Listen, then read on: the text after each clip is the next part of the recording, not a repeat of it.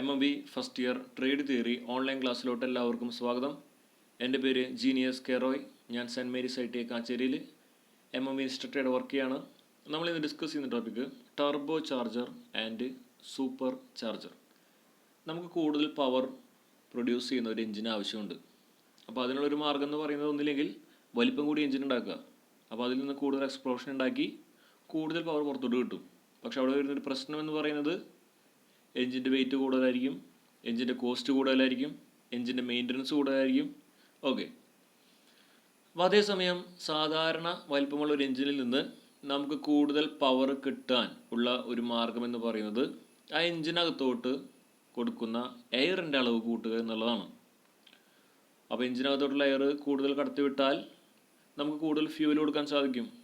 അപ്പോൾ അത്രയും fuel കത്താനുള്ള oxygen ഇപ്പോൾ ആ എയറിനുണ്ട്. ഓക്കെ. അപ്പോൾ അത്തരത്തിൽ കൂടുതൽ എക്സ്പ്ലോഷൻ ഉണ്ടാക്കി, വലിയ എക്സ്പ്ലോഷൻ ഉണ്ടാക്കി ആ എഞ്ചിനിൽ നിന്ന് തന്നെ കൂടുതൽ പവർ പുറത്തോട്ടെടുക്കാൻ നമുക്ക് സാധിക്കും. ഓക്കെ. അപ്പോൾ അതിനുവേണ്ടി അത്തരത്തിൽ എഞ്ചിൻ്റെ പവർ ഉയർത്താൻ വേണ്ടി നമ്മളെ സഹായിക്കുന്ന ഒരു പാർട്ടാണ് ടർബോ ചാർജർ, അതുപോലെ തന്നെ സൂപ്പർ ചാർജർ എന്നിവ. ഓക്കെ. നമുക്ക് നോക്കാം. ടർബോ ചാർജർ അല്ലെങ്കിൽ ടർബോ എന്നറിയപ്പെടുന്നു. ഇതിൻ്റെ വർക്കിംഗ് എന്ന് വെച്ചാൽ ഇതിന് മെയിനായിട്ട് രണ്ട് വീലാണുള്ളത്. ഒരു ടർബൈൻ വീല്, ഒരു കംപ്രസർ വീല്. ഓക്കെ.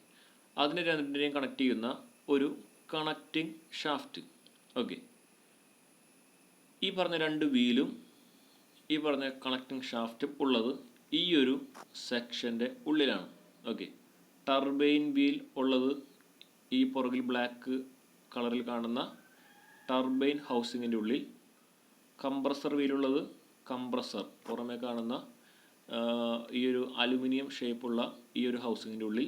നിങ്ങൾക്കൂടെ കാണാം, കംപ്രസർ വീല് കാണാൻ സാധിക്കും. തൊട്ടപ്പുറത്ത് ടർബൈൻ വീലുണ്ടായിരിക്കും. അവയെ തമ്മിൽ കണക്ട് ചെയ്യുന്ന ഒരു കണക്റ്റിംഗ് ഷാഫ്റ്റും അതിനകത്തുണ്ടായിരിക്കും. ഓക്കെ. അപ്പോൾ ഇത്തരത്തിലാണ് ഒരു ടർബോ ചാർജറിൻ്റെ ഷേപ്പ് എന്ന് പറയുന്നത്. ഇനി ടർബോ ചാർജർ സ്ഥിതി ചെയ്യുന്നത് എക്സോസ്റ്റ് മാനിഫോൾഡിലാണ്. ഓക്കെ. നമുക്ക് എൻജിനിൽ നിന്ന് ബേണിംഗ് കഴിഞ്ഞ് പുറത്തോട്ട് പോകുന്ന എക്സോസ്റ്റ് ഗ്യാസ് കടന്നു പോകുന്നത് നിങ്ങൾ ഈ കാണുന്ന ടർബൈൻ ഹൗസിങ്ങിൻ്റെ ടർബൈൻ പാർട്ടിനുള്ളിലൂടെയാണ്. ഓക്കെ. ടർബൈൻ്റെ ഉള്ളിലൂടെ, ടർബൈൻ വീലിൻ്റെ ഉള്ളിലൂടെ എക്സോസ്റ്റ് ഗ്യാസ് കടന്നു പോകുമ്പോൾ അത് ടർബൈൻ വീലിനെ റൊട്ടേറ്റ് ചെയ്യിക്കും. അത് റൊട്ടേറ്റ് ചെയ്യുമ്പോൾ അതുമായി കണക്ട് ചെയ്തിട്ടുള്ള കംപ്രസർ വീല് റൊട്ടേറ്റ് ആവും. ഓക്കെ. അതിൽ കംപ്രസർ വീല് റൊട്ടേറ്റ് ആവുമ്പോൾ കംപ്രസർ വീല് കൂടുതൽ എയറിനെ ഈ ഒരു പോർഷനിലൂടെ അകത്തോട്ട് വലിക്കും. ഇതിനകത്ത് വെച്ച് കംപ്രസ് ചെയ്യും, റൊട്ടേറ്റ് ചെയ്തുകൊണ്ട് കംപ്രസ് ചെയ്യും, സെൻട്രിഫ്യൂഗലി കംപ്രസ് ചെയ്യും. അതിനുശേഷം എൻജിൻ ഇൻലെറ്റിലോട്ട് കടത്തിവിടും. ഓക്കെ.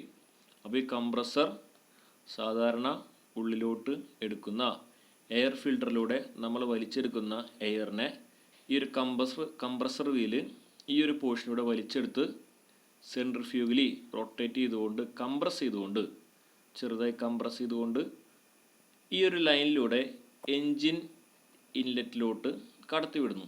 അപ്പോൾ അത്തരത്തിൽ ഇവിടെ എയർ കംപ്രസ് ആവുന്നതുകൊണ്ട് കൂടുതൽ ഡെൻസിറ്റി ഉള്ള എയർ എൻജിനകത്തോട്ട് കടന്നു ചെല്ലുന്നു. ഓക്കെ. അപ്പോൾ അത്തരത്തിൽ നമുക്ക് എൻജിനകത്തോട്ട് കൂടുതൽ ഡെൻസിറ്റി ഉള്ള എയർ കടത്തിവിടാൻ സാധിച്ചു. ഓക്കെ. ഇവിടെ നമ്മൾ കംപ്രസ് ചെയ്യുമ്പോൾ എന്തുണ്ടാവുന്നു? വോളിയം കുറയാണ്. ഓക്കെ. വോളിയം കുറയുമ്പോൾ ഡെൻസിറ്റി കൂടി. ഓക്കെ. അപ്പോൾ സാധാരണ രീതിയിൽ എൻജിൻ നിശ്ചിതമായ വോളിയത്തിൽ എയറിനെ എൻജിനകത്തോട്ട് വലിച്ചെടുത്തു. പക്ഷെ കയറിപ്പോയത് ഡെൻസിറ്റി കൂടുതലുള്ള എയറാണ്. ഓക്കെ. വലിച്ചെടുത്തത് സെയിം വോളിയം ആണെങ്കിലും ഡെൻസിറ്റി കൂടുതലുള്ള എയറാണ് അവിടെ ചെന്നത്. ഓക്കെ. അപ്പോൾ അതുകൊണ്ട് കൂടുതൽ എയർ അതിനകത്തോട്ട് എത്തിപ്പെട്ടു. അത്തരത്തിൽ നമുക്കവിടെ കൂടുതൽ ബേണിംഗ് ഉണ്ടാക്കുവാൻ സാധിക്കും. ഓക്കെ. അപ്പോൾ ഇതാണ് ഒരു ടർബോ ചാർജറിൻ്റെ വർക്കിംഗ് എന്ന് പറയുന്നത്. ഓക്കെ. നിങ്ങൾക്കിവിടെ കാണാൻ സാധിക്കും ഒരു കംപ്രസർ സെക്ഷൻ, ഒരു ടർബൈൻ സെക്ഷൻ, നമ്മൾ ഈ കാണിച്ചതുപോലെ തന്നെ. ഓക്കെ. ഒരു കംപ്രസർ സെക്ഷൻ, ഒരു ടർബൈൻ സെക്ഷൻ. ടർബൈൻ സെക്ഷൻ്റെ മെറ്റീരിയൽ എന്ന് പറയുന്നത് കാസ്റ്റ് അയൺ ആയിരിക്കും. ഓക്കെ. കാരണം വേറെ ഒന്നുമല്ല, എക്സോസ്റ്റ് ഗ്യാസ് വളരെ ചൂടുള്ള എക്സോസ്റ്റ് ഗ്യാസാണ് ഇതിൽ കടന്നു പോകുന്നത്. അപ്പോൾ അതിനെ റെസിസ്റ്റ് ചെയ്യാനായിട്ട് നമുക്ക് കാസ്റ്റ് ചെയിൻ തന്നെ വേണം. അതുകൊണ്ടാണ് cast chain material commonly turbine സെക്ഷനിൽ കൊടുക്കുക. അതുകൊണ്ടാണ് അവിടെ ബ്ലാക്ക് കളറിൽ കാണിച്ചിട്ടുള്ളത്. Okay, compressor wheel fresh air ആണ് വലിച്ചെടുക്കുന്നത്. അതുകൊണ്ട് തന്നെ അവിടെ അലുമിനിയം അലോയാണ് നോർമലി മെറ്റീരിയലായിട്ട് യൂസ് ചെയ്യുക. അതുകൊണ്ടാണ് ഈ ഒരു അലുമിനിയം കളർ അവിടെ കാണാൻ സാധിക്കുന്നത്. അലുമിനിയം അലോയാണ് യൂസ് ചെയ്യുന്നത്. ഓക്കെ, അപ്പോൾ ഇവിടെ കംപ്രസർ സെക്ഷൻ കാണാൻ സാധിക്കും, ടർബൈൻ സെക്ഷൻ കാണാൻ സാധിക്കും. ഓക്കെ, നിങ്ങൾക്കിവിടെ അതിനകത്ത് തന്നെ compressor wheel, connecting shaft, turbine wheel കാണാൻ സാധിക്കും. ഓക്കെ, നിങ്ങൾ ഈ കാണുന്നത് ഒരു ടർബോ ചാർജറിൻ്റെ കട്ട് വ്യൂ ആണ്. Compressor section, turbine section, turbine wheel, connecting shaft, compressor wheel. Okay, നമുക്ക് അതിൻ്റെ വർക്കിംഗ് ഒന്ന് നോക്കാം. ഒരു എൻജിൻ കാണാൻ സാധിക്കും, exhaust manifold, exhaust line, turbine section, compressor section, inlet line, ഒരു ഇൻ്റർകൂളർ, ഇൻലെറ്റ് മാനിഫോൾഡ്. ഓക്കെ, ഈ വരുന്ന കംപ്രസർ ഇൻലെറ്റ് വരുന്നത് ഈ വരുന്ന ലൈൻ മീൻസ് ഈ വരുന്ന എയർ വരുന്നത് എയർ ഫിൽറ്റർ കടന്നു വരുന്ന എയറാണ് ഇതിലോട്ട് കടന്നു വരിക.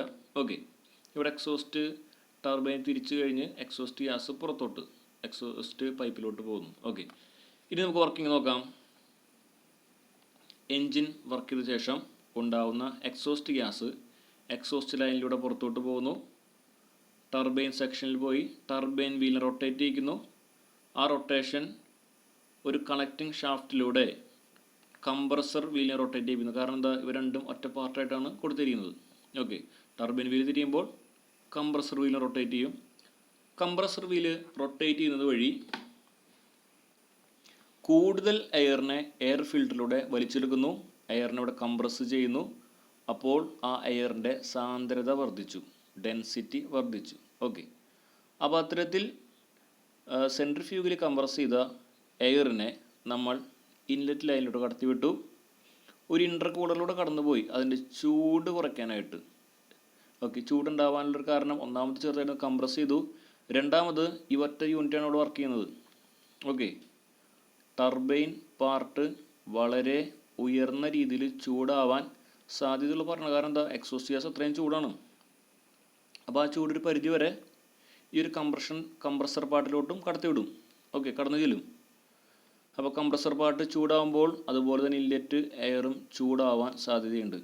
ഓക്കെ, ചൂട് ഒരു പരിധിയിൽ കൂടുതൽ ഇൻലെറ്റ് മാനിഫോൾഡിലോട്ട് കടന്നു ചെല്ലുന്നത് എൻജിൻ്റെ തെർമൽ എഫിഷ്യൻസിയെ മോശമായിട്ട് ബാധിക്കും. അപ്പോൾ അതുകൊണ്ട് കടന്നു വരുന്ന ഇൻലെറ്റ് എയറിനെ നമ്മൾ ഒരു ഇൻ്റർകൂളർ ഉപയോഗിച്ച് അതിൻ്റെ ചൂട് കുറച്ചതിന് ശേഷമാണ് എൻജിനിലോട്ട് കടത്തിവിടുക. ഓക്കെ, അപ്പോൾ നമുക്ക് മനസ്സിലായി, സെയിം വോളിയമാണ് എൻജിൻ സാധാരണ രീതിയിൽ സക്ക് ചെയ്തെടുക്കുന്നത്. പക്ഷേ കടന്നു വരുന്നത് ഡെൻസിറ്റി കൂടിയ എയർ ആയതുകൊണ്ട് എൻജിനകത്തോട്ട് കൂടുതൽ ഓക്സിജൻ കടന്നു ചെന്നു. ഓക്കെ, അപ്പോൾ അത്തരത്തിൽ എൻജിൻ്റെ പവർ ഔട്ട്പുട്ട് നമുക്ക് കൂട്ടാൻ സാധിച്ചു. അപ്പോൾ ഇതാണ് ഒരു ടർബോ ചാർജറിൻ്റെ വർക്കിംഗ് എന്ന് പറയും. നമുക്ക് ഇനി അതിൻ്റെ പോയിൻറ്റ്സുകൾ നോക്കാം. എക്സോസ്റ്റ് ഗ്യാസ് ഉപയോഗിച്ചിട്ടാണ് വർക്ക് ചെയ്യുന്നത്. അതുകൊണ്ട് തന്നെ കൂടുതൽ എയർ അകത്തോട്ട് കടത്തിവിടാൻ സാധിക്കുന്നു. ടർബൈൻ വീൽ, കംപ്രസർ വീൽ ഉപയോഗിക്കുന്നുണ്ട്. കംപ്രസർ വീൽ റൊട്ടേറ്റ് ചെയ്യുന്നത് ടർബൈൻ വീൽ ഉപയോഗിച്ചിട്ടാണ്. ഓക്കെ, ടർബൈൻ വീൽ റൊട്ടേറ്റ് ചെയ്യുന്നത് എക്സോസ്റ്റ് ഗ്യാസ് ഉപയോഗിച്ചിട്ടാണ്. ഓക്കെ, അത്തരത്തിൽ കംപ്രസർ വീല് തിരിക്കുന്നതിലൂടെ കൂടുതൽ എയറിന് കടത്തിവിടാൻ സാധിക്കുന്നു. ഇതിൻ്റെ മെയിൻ പാർട്സ് എന്ന് പറയുന്നത് ടർബൈൻ വീലുണ്ട്, കംപ്രസർ വീലുണ്ട്, കണക്റ്റിംഗ് ഷാഫ്റ്റ് ഉണ്ട്, ഹൗസിംഗ്. ഓക്കെ, ഇതിനെല്ലാം ഉൾക്കൊള്ളുന്ന ഹൗസിംഗ് ഉണ്ട്. ഓക്കെ, പാർട്സ് ഫിഗർ നമ്മൾ കണ്ടതാണ്. നോർമലി ഡീസൽ എഞ്ചിനാണ് നമ്മളിത് യൂസ് ചെയ്യുക. ഈ ടർബോ വീൽസ്, അതായത് കംപ്രസർ വീലും നമ്മൾ പറഞ്ഞ ടർബൈൻ വീലും കറങ്ങുന്നത്, റൊട്ടേറ്റ് ചെയ്യുന്നത് ഏകദേശം ഒരു 1,00,000 RPM. ഓക്കെ, ഏകദേശം 1,00,000 RPM അടുത്തൊക്കെ അവ റൊട്ടേറ്റ് ചെയ്യും. എക്സോസ്റ്റ് മാനിഫോൾഡിലാണ് ടർബോ ചാർജർ പിടിപ്പിക്കുന്നത്.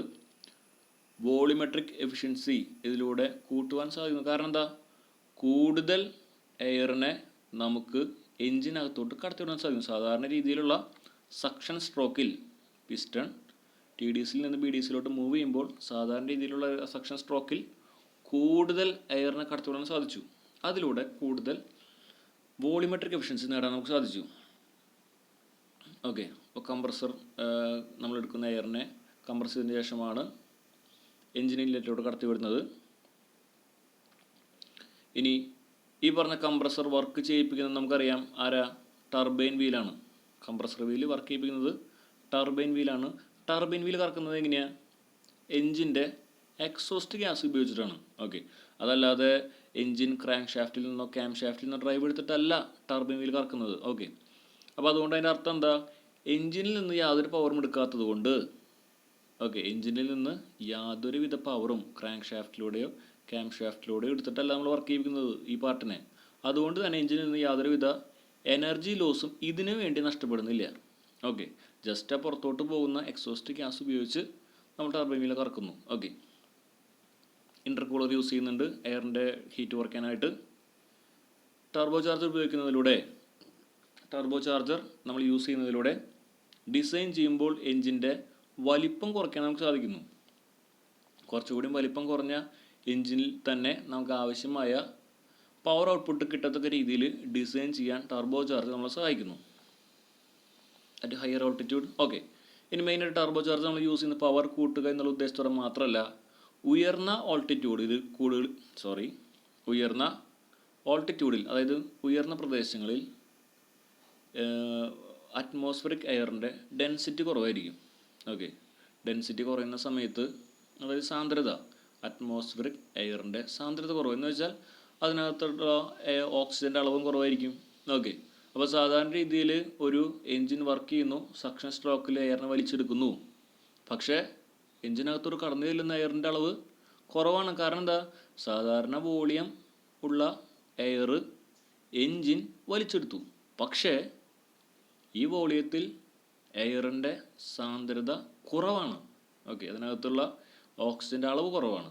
അപ്പോൾ അതുകൊണ്ട് എൻജിൻ വലിച്ചെടുത്ത എയറിൻ്റെ അളവ് സെയിം ആണ് എങ്കിലും അതിലുള്ള ഓക്സിജൻ്റെ അളവ് കുറവുള്ളത് കൊണ്ട് നമുക്ക് കൃത്യമായ കമ്പഷൻ കിട്ടില്ല. ഓക്കെ, അപ്പോൾ അത്തരം ഉയർന്ന ഓൾട്ടിറ്റ്യൂഡുള്ള സ്ഥലങ്ങളിൽ നമ്മൾ ടർബോ ചാർജർ യൂസ് ചെയ്യുന്നതിലൂടെ നമുക്ക് കൂടുതൽ എയറിനെ കംപ്രസ് ചെയ്തുകൊണ്ട് എൻജിനകത്തോട്ട് കൊടുക്കാൻ സാധിക്കുന്നു. ഓക്കെ, അപ്പോൾ ഈ എന്താ പറയുക, ഡെൻസിറ്റി കുറയുന്ന ഒരു പ്രശ്നം അവിടെ അനുഭവപ്പെടുന്നില്ല. അതുകൊണ്ട് തന്നെ കൂടുതൽ പവർ, സാധാരണ രീതിയിലുള്ള പവർ അല്ലെങ്കിൽ അതിനേക്കാൾ കൂടുതൽ പവർ ഇതിലൂടെ നമുക്ക് ലഭിക്കുന്നു. ഓക്കെ, ഒരു എൻജിനിൽ ഒന്നോ അതിലധികമോ ടർബോ ചാർജേഴ്സ് നമ്മൾ യൂസ് ചെയ്യും. ഓക്കെ, കാർ, അതുപോലെ തന്നെ കപ്പൽ, മറൈൻ എൻജിൻസ്, എയർക്രാഫ്റ്റ് എൻജിൻ, ഇവയിലെല്ലാം ടർബോ ചാർജേഴ്സ് നമ്മൾ യൂസ് ചെയ്യും. ഓക്കെ, അടുത്തത് സൂപ്പർ ചാർജർ. സൂപ്പർ ചാർജർ എന്ന് പറഞ്ഞാൽ ഫങ്ഷൻ നോക്കുകയാണെങ്കിൽ ടർബോ ചാർജറിൻ്റെ സെയിം ഫങ്ഷൻ തന്നെയാണ്. ഓക്കെ, അതായത് നമ്മൾ എൻജിൻ ഇൻലെറ്റിലോട്ട് കൊടുക്കുന്ന എയറിൻ്റെ ഡെൻസിറ്റി വർദ്ധിപ്പിക്കുക, അതായത് ചെറുതായി കംപ്രസ് ചെയ്തുകൊണ്ട് എയർ ഡെൻസിറ്റി വർദ്ധിപ്പിക്കുക എന്നുള്ളതാണ് സൂപ്പർ ചാർജറിൻ്റെ ഉദ്ദേശം. ചെറിയൊരു വ്യത്യാസം എന്ന് പറയുന്നത് നമ്മൾ കഴിഞ്ഞ ടോപ്പിക്കിൽ കണ്ടു, ടർബോ ചാർജറിൻ്റെ കംപ്രസർ വീല് റൊട്ടേറ്റ് ചെയ്യുന്നത് ടർബൈൻ വീൽ തിരിച്ചുകൊണ്ടാണ്. ടർബൈൻ വീൽ തിരിക്കുന്നത് ആരാ? എക്സോസ്റ്റ് ഗ്യാസാണ്. ഓക്കെ, എൻജിനിൽ നിന്ന് യാതൊരു വിധ ഡ്രൈവും ടർബോ ചാർജറിൽ നമ്മൾ ഉപയോഗിക്കുന്നില്ല. പക്ഷേ സൂപ്പർ ചാർജർ എന്ന് പറയുന്നത് നിങ്ങൾക്കിവിടെ കാണാം. ഈ ഒരു പോർഷൻ എന്ന് പറഞ്ഞാൽ കംപ്രസർ സെക്ഷനാണ്. കംപ്രസർ വീലും കാണാൻ സാധിക്കും. കംപ്രസർ വീൽ കൊടുത്തിരിക്കുന്നത് ഒരു പുള്ളിയിലോട്ടാണ്. ഓക്കെ, ഇവിടെ കംപ്രസർ സെക്ഷൻ കൊടുത്തിരിക്കുന്നത് ഒരു പുള്ളിയിലോട്ടാണ്. ഈ പുള്ളി ഒരു ബെൽറ്റ് ഉപയോഗിച്ച് ഡ്രൈവ് ചെയ്യുന്നത് എൻജിൻ ക്രാങ്ക് ഷാഫ്റ്റാണ്. ഓക്കെ, അപ്പോൾ എൻജിൻ്റെ ക്രാങ്ക് ഷാഫ്റ്റ് തിരിയുമ്പോൾ നമ്മൾ ഈ പറഞ്ഞ ഒരു ബെൽറ്റ് ഉപയോഗിച്ച് സൂപ്പർ ചാർജറിൻ്റെ പുള്ളിനെ തിരിക്കുന്നു. സൂപ്പർ ചാർജറിൻ്റെ പുള്ളി തിരിയുമ്പോൾ അതിന് ഓപ്പോസിറ്റ് സൈഡിലുള്ള കംപ്രസർ വീല് തിരിയുന്നു.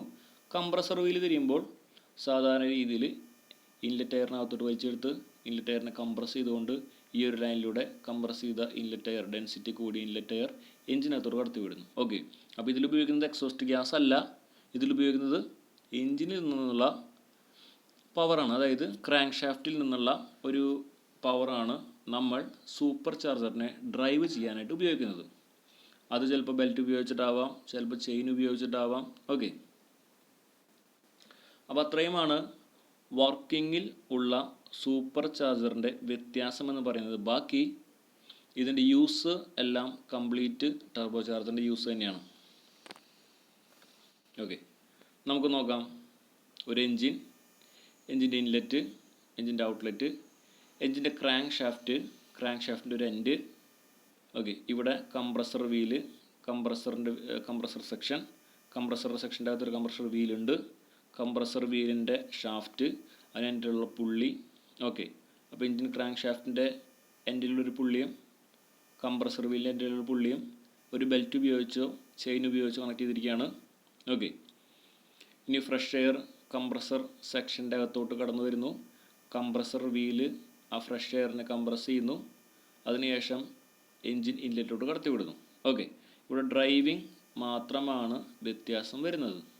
എൻജിനിൽ നിന്ന് ക്രാങ്ക് ഷാഫ്റ്റിൽ നിന്നാണ് നമ്മൾ കംപ്രസർ വീല് തിരിക്കാനുള്ള ഡ്രൈവ് എടുക്കുന്നത്, അല്ലാതെ എക്സോസ്റ്റ് ഗ്യാസിൽ നിന്നല്ല. ഓക്കെ, കംപ്രസർ വീല് നിങ്ങൾക്ക് കാണാൻ സാധിക്കും. ഇതിനകത്തോട്ട് ഫ്രഷ് എയർ കടന്നു പോകുന്നു. ഫ്രഷ് എയർ നമ്മൾ കംപ്രസ് ചെയ്യുന്നു, ഡിസ്ചാർജ് ചെയ്യുന്നു, ഈ ഒരു ലൈനിലൂടെ ഡിസ്ചാർജ് ചെയ്യുന്നു. ഓക്കെ, ഒരു 2 സ്ട്രോക്ക് എഞ്ചിനാണ് കാണിച്ചിട്ടുള്ളത്.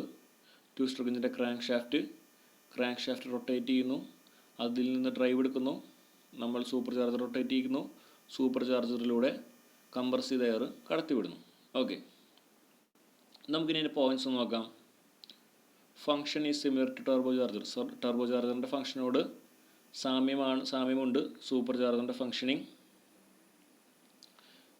കംപ്രസർ വീല് വർക്ക് ചെയ്യിപ്പിക്കാനുള്ള പവർ എടുക്കുന്നത് എൻജിൻ ക്രാങ്ക് ഷാഫ്റ്റിൽ നിന്നാണ്. ഓക്കെ, ബെൽറ്റ് ഉപയോഗിച്ചോ ഗിയർ ഉപയോഗിച്ചോ ചെയിൻ ഉപയോഗിച്ചോ നമ്മൾ ഡ്രൈവ് എടുക്കുന്നു. എൻജിൻ ഇൻലെറ്റിലോട്ട് കടന്നു ചെല്ലുന്നതിന് മുമ്പ് ഇൻടേക്ക് എയറിനെ നമ്മൾ കംപ്രസ് ചെയ്യുന്നു. ഓക്കെ, അത്തരത്തിൽ എൻജിൻ്റെ ഔട്ട്പുട്ട് വർദ്ധിപ്പിക്കാൻ നമുക്ക് സാധിക്കുന്നു. വോളിമെട്രിക് എഫിഷ്യൻസി ഇതിലൂടെ നമുക്ക് ഉയർത്തുവാൻ സാധിക്കുന്നു. പെട്രോൾ എഞ്ചിനിലാണ് സാധാരണ സൂപ്പർ ചാർജേഴ്സ് നമ്മൾ യൂസ് ചെയ്യുക. ഓക്കെ, നമുക്കറിയാം low performance in low RPM of engine. Okay, കാരണം എന്താ, എൻജിൻ കുറഞ്ഞ RPMൽ എൻജിൻ വർക്ക് ചെയ്യുമ്പോൾ സൂപ്പർ ചാർജർ പെർഫോമൻസ് കുറവായിരിക്കും. കാരണം എന്താ, നമ്മൾ എൻജിൻ ക്രാങ്ക് ഷാഫ്റ്റിൽ നിന്നാണ് ഡ്രൈവ് എടുക്കുന്നത്. എൻജിൻ ക്രാങ്ക് ഷാഫ്റ്റ് വണ്ടി ലോ RPMലാണ് വർക്ക് ചെയ്യുന്നതെങ്കിൽ ക്രാങ്ക് ഷാഫ്റ്റിൻ്റെ റൊട്ടേഷൻ, ക്രാങ്ക് ഷാഫ്റ്റിൻ്റെ RPM കുറവായിരിക്കും. ക്രാങ്ക് ഷാഫ്റ്റ് RPM കുറവ് എന്ന് പറയുമ്പോൾ സൂപ്പർ ചാർജറിൻ്റെ RPM കുറവായിരിക്കും. ഓക്കെ, അപ്പോൾ സൂപ്പർ ചാർജർ ലോ പെർഫോമൻസ് ആണ് കാഴ്ചവെക്കുക ലോ RPMൽ. Okay, it causes some energy loss in engine. Okay, super charger ഉപയോഗിക്കുമ്പോൾ എൻജിൻ്റെ അല്പം എനർജി ഇതിനു വേണ്ടി പാഴാവുന്നുണ്ട്. കാരണം എന്താ, ക്രാങ്ക് ഷാഫ്റ്റ് ഉപയോഗിച്ചിട്ടാണ് നമ്മൾ വർക്ക് ചെയ്യിപ്പിക്കുന്നത്. അപ്പോൾ അതുകൊണ്ട് ക്രാങ്ക് ഷാഫ്റ്റിൻ്റെ അല്പം പവർ ഇതിനു വേണ്ടി സൂപ്പർ ചാർജർ വർക്ക് ചെയ്യിപ്പിക്കാൻ വേണ്ടി നമുക്ക് നഷ്ടമാവുന്നുണ്ട്. Okay, lubrication is needed. Rotation parts ഉള്ളതുകൊണ്ട് ലൂബ്രിക്കേഷൻ ആവശ്യമാണ്. ഓക്കെ, അപ്പോൾ എന്തിനാണ് ടർബോ ചാർജർ, എന്തിനാണ് സൂപ്പർ ചാർജർ എന്ന് നിങ്ങൾക്ക് വ്യക്തമായി. നമുക്കറിയാം, നമുക്ക് നേരത്തെ പറഞ്ഞതുപോലെ പല വണ്ടികളിലും പവർ വർദ്ധിപ്പിക്കുക എന്ന ഉദ്ദേശത്തോടു കൂടിയും അതുപോലെ തന്നെ ഹയർ ഓൾട്ടിറ്റ്യൂഡുകളിൽ വർക്ക് ചെയ്യുന്ന വണ്ടികളിൽ ആവശ്യമായ എയറിനെ എഞ്ചിനകത്തോട്ട് എത്തിക്കുക എന്നുള്ള ഉദ്ദേശത്തോടു കൂടിയും ഈ രണ്ടാവശ്യവും നടക്കേണ്ടതിന് വേണ്ടി നമ്മൾ യൂസ് ചെയ്യുന്ന 2 എൻജിൻ കമ്പോണൻസ് ആണ് turbo charger and super charger. Okay, ഇന്നത്തെ ക്ലാസ് ഇവ രണ്ടിനെയും പറ്റിയുള്ള ഡീറ്റെയിൽസ് നിങ്ങൾക്ക് വ്യക്തമായെന്ന് വിശ്വസിക്കുന്നു. Thank you.